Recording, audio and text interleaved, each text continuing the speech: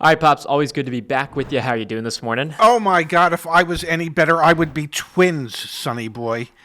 I love it. I love it, Dad. We're going to be talking about today something that's not so exciting, though.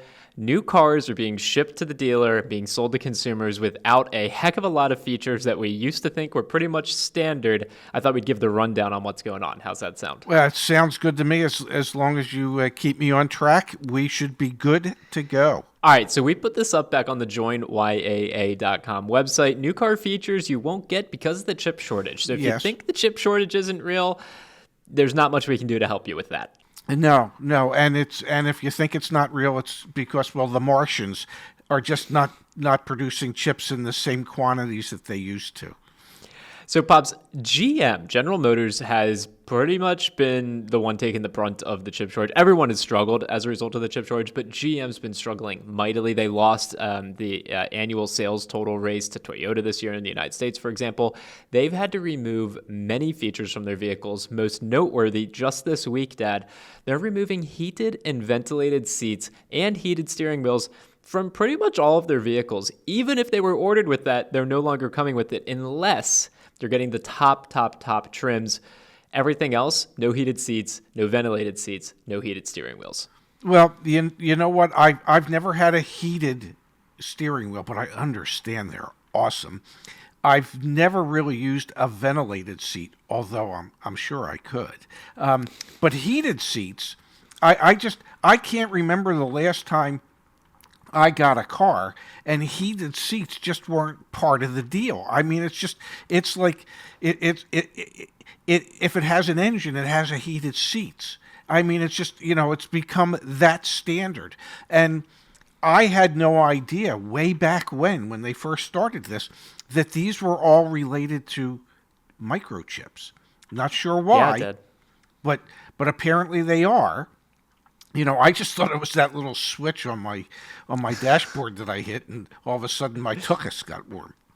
So we've got the Chevy Colorado, Chevy Blazer, Chevy Equinox, GMC Canyon, GMC Terrain, all Chevy Silverados and Traverses, and all GMC Sierras and Acadias, with the exception of the High Country trim on the Silverados and Traverses, and the Denali's for the Sierra and the Acadias. If you ordered a vehicle that now no longer comes with heated seats, ventilated seats, or a heated steering wheel, you are entitled, Pops, drum roll please, a $150 to $500 credit. That's what you get back for losing, which to a lot of people is a pretty necessary feature in a vehicle. Heated seats. Well, you know what I just thought of?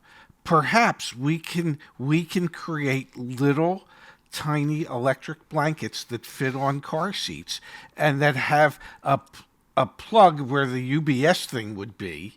And USB, yep. Yeah, USB, because they don't have cigarette lighters anymore, where the USB plug would go in, and you could control the heat on these little mini seat blanket. What do you think?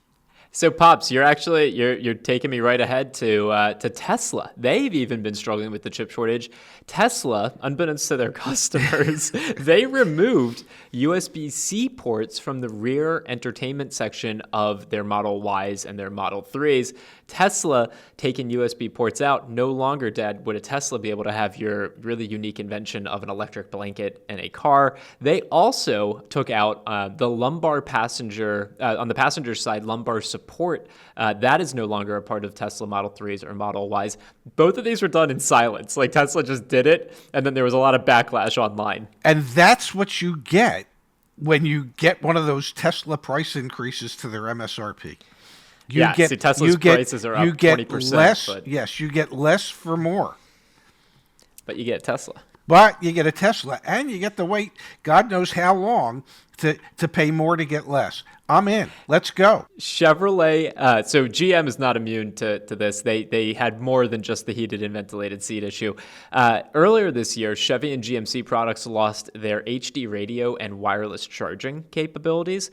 So it was the affected vehicles were 2021 Silverado 1500s, GMC Sierra 1500s, as well as 2022 2500 and 3500 heavy-duty pickups. $50 credit for no longer having HD radio, and there was a $75 credit if you no longer got your wireless charging pad. That happened for the 2021 Chevy Tahoe, Suburban, and GMC Yukon SUVs, the 2022 Buick Enclave, Chevy Traverse, and Cadillac XT5 and XT6 were all impacted as well. That's a $75 credit if you no longer have your wireless charging pad. You know, I'm guessing, and I don't know this for a fact, but I'm guessing the charge for that wireless charging was more than $75. They don't offer anything as a manufacturer installed option for $75. I bet you it was several $100s, of which you get a $75 credit. Thank you very much. Here's a good one, Pops. Porsche removing in their Macans 18-way adjustable seats. This was part of a $2,100 option package. You no longer get your 18-way adjustable seats. And from Christian Weiss, who's in charge of communications for Porsche North America, we don't really know when it's going to come back. We're also no longer able to facilitate the electric steering column adjustment option as well. But don't worry, we'll retrofit it once we have the parts. Talk about, the price that you pay for some of these things and then not getting them. That's Porsche with manually adjusting seats, which is, hey, for a normal car, that's totally cool. For a Porsche with a $2,000 option to get it, that's nuts. That's nuts, yes. I mean, nuts. Somebody can bleep that.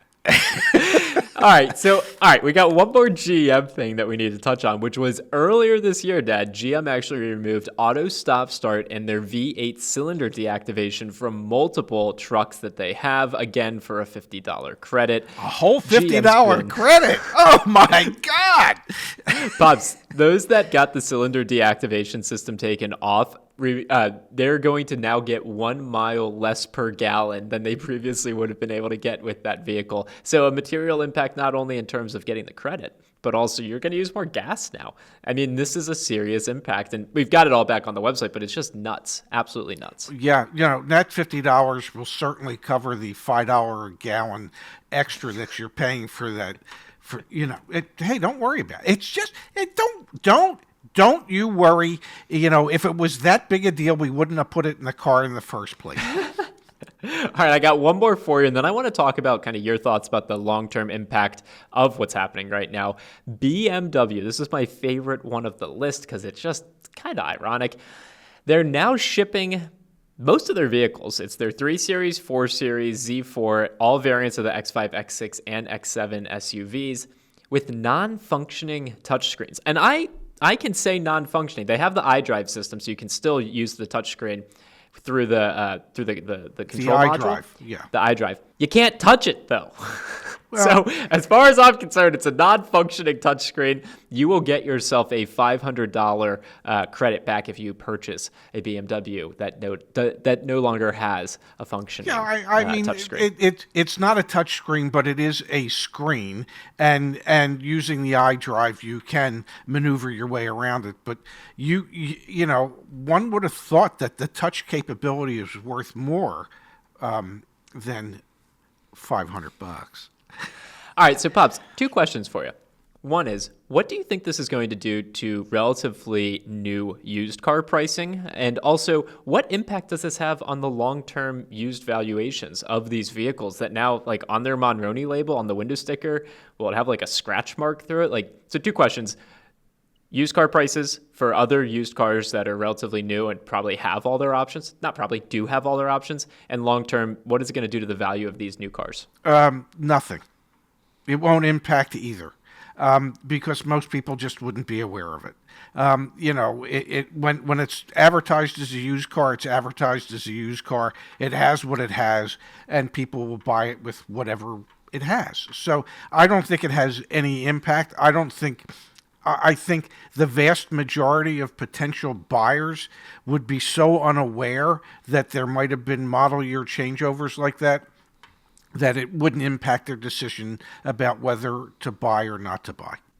We can agree to disagree. I think a lot of people that are thinking about getting a new GM product and wanted it with their heated seats are now going to say, why would I get a brand new one when I could do a prior model year and get it? And if it's used, and I'll pay more for it. So, but we'll see. We'll see over the next few months. And I am curious to see on the Monroney labels, like, how do you show this? Because that's like federally mandated that you have to have all the options. You just don't list it. You know, if it doesn't have heated seats, the Monroney label won't say heated seats. That's all. Yeah. That's but it pretty had simple. Anyway. That was in the past. You'd stop living in the past. We gotta go forth into the future, sonny boy. All right, Bob. So thanks for your time as always. Fascinating what's going on. It really is. It's a whole new world out there. Thanks for having me, honey.